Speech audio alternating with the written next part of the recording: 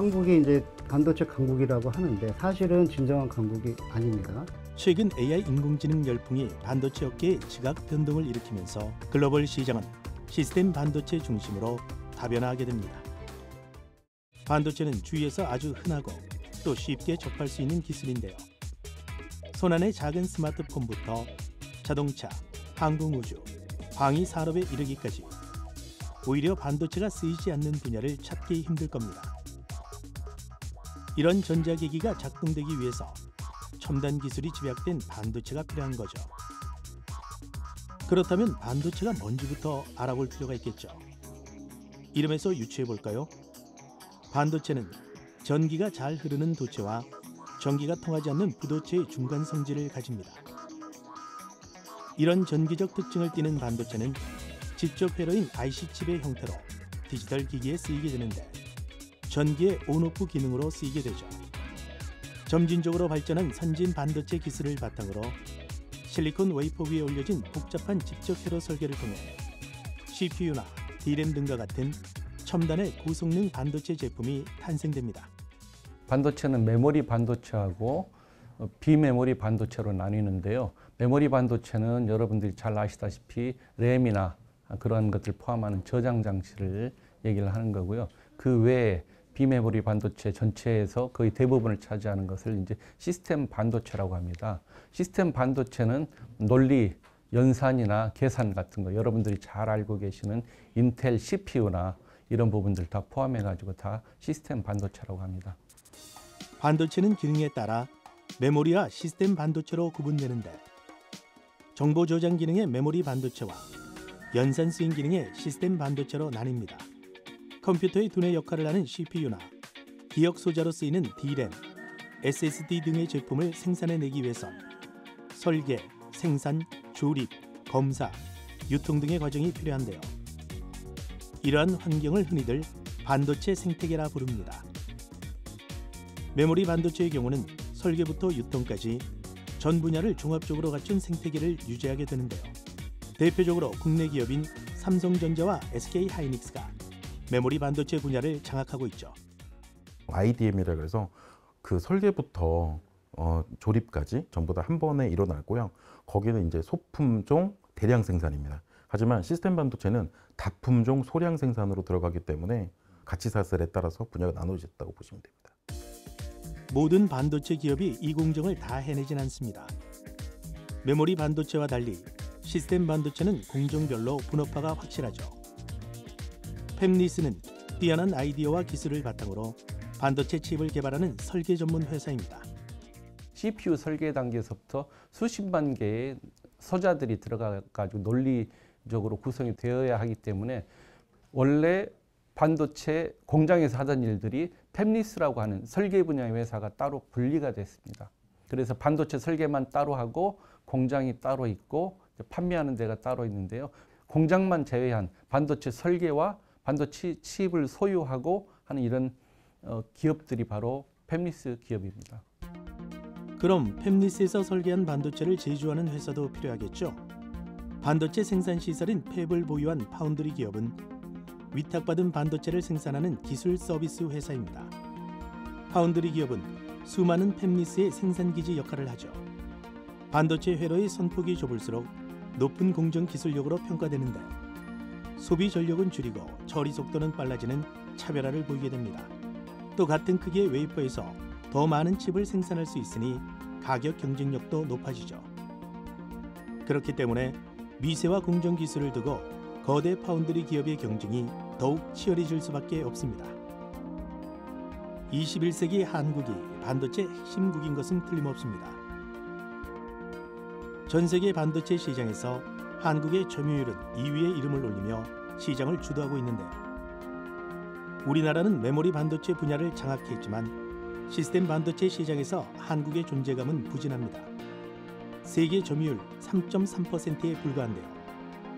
여전히 메모리 반도체에 편중된 사업 구조를 이제는 풀어가야 할 때가 된 것 같습니다. 우리나라 산업 구조에서 메모리 반도체 빼고는 우리가 시스템 반도체에서 차지하는 비율이 매우 미미합니다. 그래서 우리나라가 팹리스 산업 자체가 거의 전무하고요. 팹리스 기업 자체가 150여 개밖에 안 되고 있고 그중에서 유의미한 그러니까 흑자를 내고 있고 어느 정도 성장성을 가지고 있는 회사들이 텔레칩스, 넥스트칩, 픽셀플러스 그리고 여러분들은 잘 모르시겠지만 라닉스라고 하는 기업이 있고요. 시스템 반도체 시장은 메모리 반도체 시장의 3배에 달하는 수준으로 규모나 부가가치 면에서 훨씬 더 큰 차원입니다.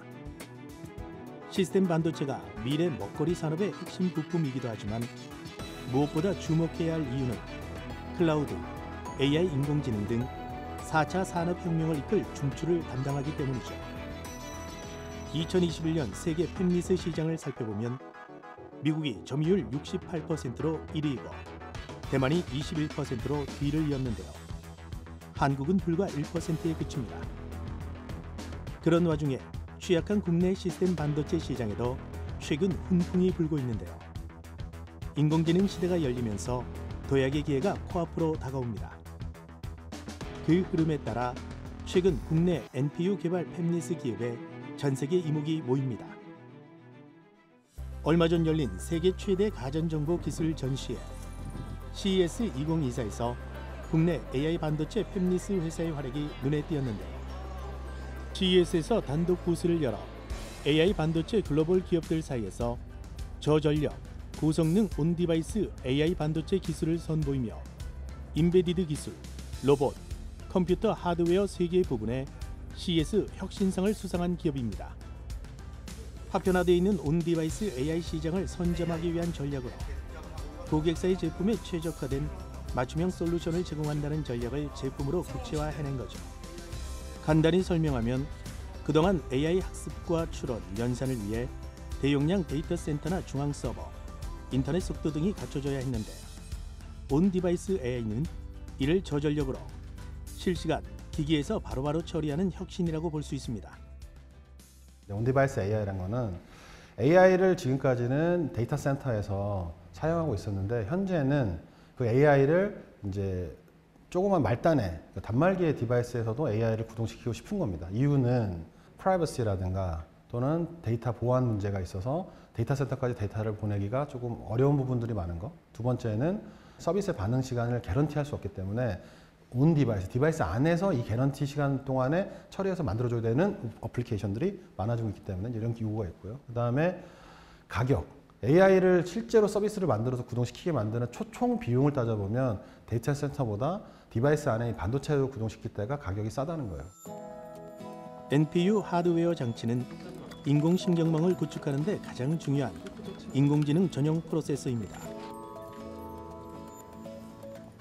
빅데이터를 기반으로 AI 연산 처리에 특화된 핵심 기술인데 기존의 CPU, GPU보다 효율적이죠.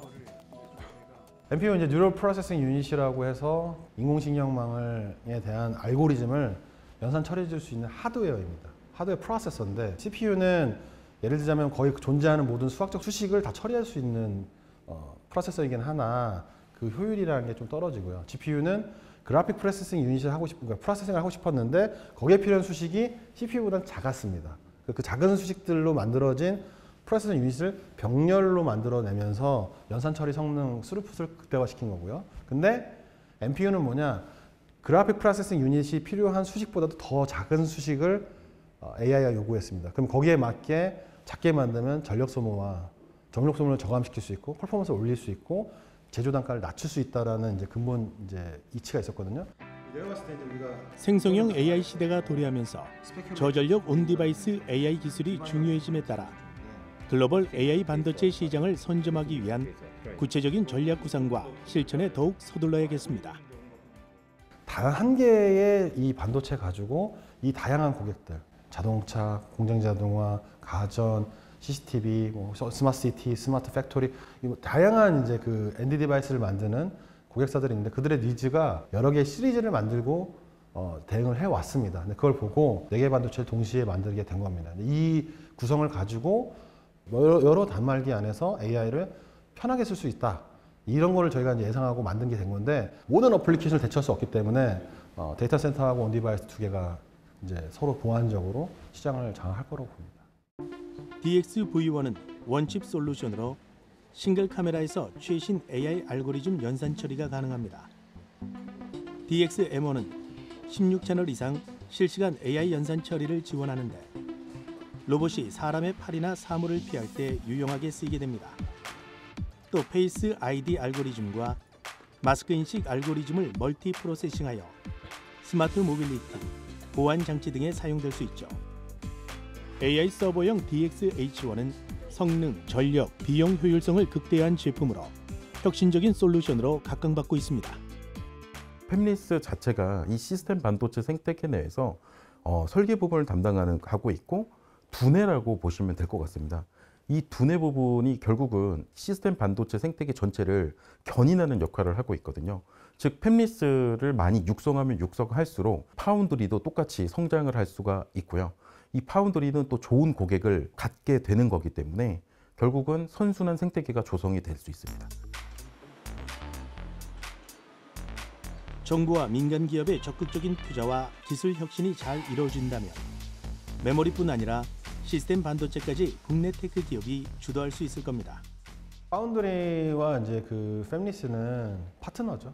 파트너인데 어떤 파트너이냐? 특별히 파운드리는 사실 신기술들과 신제조 기술들을 계속해서 개발하기 때문에 그 부분을 저희가 활용할 수 있게 만들어 준다면 좀 더 제품을 전략적으로 잘 만들 수 있게 됩니다. 개발 단계부터 팹리스가 파운드리를 이용하지 않으면 자기네들이 설계한 그런 회로 설계를 양산에 접목시키는 그 과정이 굉장히 복잡하기 때문에 장기간 그런 협업 관계를 유지하는 그런 생태계가 필요하다, 그렇게 생각하고 있습니다. 10나노미터 이하 공정으로 만들어지는 반도체가 양산되기 시작한 건 불과 10년이 채 안 된 일입니다. 이런 반도체를 위탁 생산할 수 있는 파운드리 업체도 5손가락 안에 꼽히죠. 전 세계에서 생산되는 반도체의 절대 다수는 레거시 반도체입니다. 최근 조 바이든 미국 행정부가 일명 레거시 반도체 시장 현황 파악에 나서면서 파운드리 업계는 또 한 번 지각 변동을 예고했습니다. 염가 반도체인 레거시 반도체는 반도체 패권 경쟁에서 주목받지 못하지만 국가 안보에 미치는 영향은 첨단 반도체보다 결정적이라는 거죠. 반도체 공급망은 한 나라가 다 할 수가 없거든요. 너무 규모가 크고 복잡하기 때문에. 그래서 최대한 어떤 나라든지 이제 외부의 환경 요인에 흔들리지 않기 위해서 자금률을 최대한 하려고 노력을 하고 있는 거죠. 그래서 중국도 50%니 70%니 그거를 계획을 세우고, 한국도 마찬가지로 국내의 자금률 또 이제 계속 확대를 해야 되겠죠. 통신, 차량 등 고객사마다 요구하는 공정과 쓰임이 제각각 다르기 때문에 반도체 공급망에서 높은 자금률을 확보하는 것은 무엇보다 중요할 수밖에 없는 것이죠. 통신용 반도체인 RF 필터는 정수기의 필터처럼 원하는 주파수만 걸러주는 반도체 부품입니다. 무선 통신이 필요한 영역에는 어김없이 들어가야 하죠. TV, 헤드폰에 이어 스마트폰과 자율주행차, 인공위성까지 다양한 영역에 적용됩니다. 5G와 6G 등 이동통신 기술이 고도화될수록 대용량 데이터는 더욱 빠르게 이동해야 하죠. 그만큼 RF 필터 사용량도 늘어나게 됩니다. RF 필터 제조 공정은 일반적인 4인치 웨이퍼에서 고성능화와 가격 경쟁력 강화를 위해 최근 대면적인 6인치 웨이퍼로 이동하고 있습니다. 이를 바탕으로 메모리 반도체 강국인 한국의 부족한 특수 파운드리 부분에서 대만의 대형 파운드리 기업과 같은 회사로 성장해 나갈 수 있도록 우리 기업의 선전을 기대해봐도 좋겠습니다. 국내 시스템 반도체 기술의 경쟁력을 키우기 위해선 소부장과 동반 성장이 아주 중요합니다. 이 기업은 국내 최초로 클린룸 핵심 장비인 펜필터 유닛을 국산화하면서 반도체 산업 발전에 크게 기여했는데요. 클린룸은 반도체 생산에 있어서 아주 중요한 고청정 공간입니다. 반도체는 지금 이제 뭐 나노 사이즈 입자로 이제 가고 있잖아요. 그러면 이제 거기에 올라가는 여러 가지 그 먼지, 우리가 얘기하는 흔히 먼지도 불량의 요소가 되거든요. 근데 지금은 그걸 넘어서서 이제 가스상 오염에 대한 것까지도 불량의 요인으로 되고 있기 때문에 청정도가 굉장히 중요한 요소가 되고 있습니다. 그래서 먼지가 하나도 없는 공장에서 반도체를 만들어야지 그 나노 사이즈의 작은 선폭에서도 불량이 없이 전기가 다 다닐 수 있는 그런 이제 회로를 만들 수 있는 거예요. 펜필터 유닛인 FFU는 최첨단 공기 제어 기술을 통해 초미세먼지까지 제어하고 제품 품질과 수율을 높이는 설비입니다. 펜 앤 모터 조립 공정을 시작으로 진동 보정, 케이싱 자동 철거, 자동 클린칭 라인, 펜 모터 조립, 워킹 플레이트, 벨 마우스 조립, 정기적 특성 검사 등을 거쳐 AMR을 통한 제품 배출까지 총 12개의 공정으로 이루어집니다. 47년간 축적해온 공기제어 기술을 바탕으로 개발한 장비들로 청정 토탈 솔루션을 제시하며 반도체 시장의 성장을 이끌고 있습니다. 현재 국내 반도체 소부장 업체들은 기술 관련 인프라 공급 구축이 시급한 상황임을 전하는데요. 그런 의미에서 경쟁력을 갖춘 국내 소부장 업체들이 보다 많이 활용될 수 있는 클러스터 구성은 반드시 필요한 청사진이 분명합니다. 클러스터가 형성이 됐을 때 거기에 많은 업체들이 다 클린룸 관련 업체들이 들어오는데 그 업체들이 전부 다 그 클린룸이 필요하시고 저희가 또 거기에 들어가는 장비들을 공급을 해드려야 되는데 그러려고 하면 저희도 여기서 굉장히 빠르게 스피드하게 대응을 하려고 그러면 그런 유기적인 어떤 산업 형태가 갖춰져야지 될 거라고 생각을 하고 있습니다. 그래서 그게 좀 잘 됐으면 좋겠다는 생각을 하고 있습니다. IDM, 팹리스, 파운드리, 소부장 등 반도체 전 분야 밸류체인을 선보이며 전 세계 클러스터 가운데 미래의 선도 모델이 될 것입니다. 가속화된 4차 산업혁명에 따라 반도체 기술 경쟁 구도는 더욱 다각화하고 있는데요. 기업들은 고도화된 AI 서비스를 구현하기 위해 분야의 경계를 넘어 첨단 산업을 관통하는 기술에 사활을 걸고 있습니다. 최신 메모리나 AI 관련 반도체의 칩이 제작이 되면 반드시 모든 제품은 패키징을 해야 되니까요. 틈새 시장이라기보다 반드시 강화해야 될, 제대로 투자하고 기술 개발을 해야 되는 분야가 바로 패키징입니다. 반도체의 팹에서 만들어진 반도체가 복잡해지면 패키징도 어렵기 때문에 그러면 패키징 기술 개발을 해야 되는 거죠. 그래서 기술 개발을 통해서 그 시장을 확보를 하고 거기서 이제 이익을 만들 수가 있는 거거든요. 국가 경제의 미래를 위한 생존 게임은 이미 시작됐습니다. 아직 오지 않은 미래. 대한민국이 여전히 반도체 주권 국가로 자리를 지키고 있을까요? 급변하는 반도체 생태계의 흐름을 따라 혁신의 엔진을 멈추지 않아야만 반도체 기술 강국으로서 위상을 유지할 수 있을 겁니다. 사상 유례없는 반도체 시장에서 길었던 겨울잠을 뒤로하고 다시 뛰어오를 K반도체의 귀출을 주목해봅니다.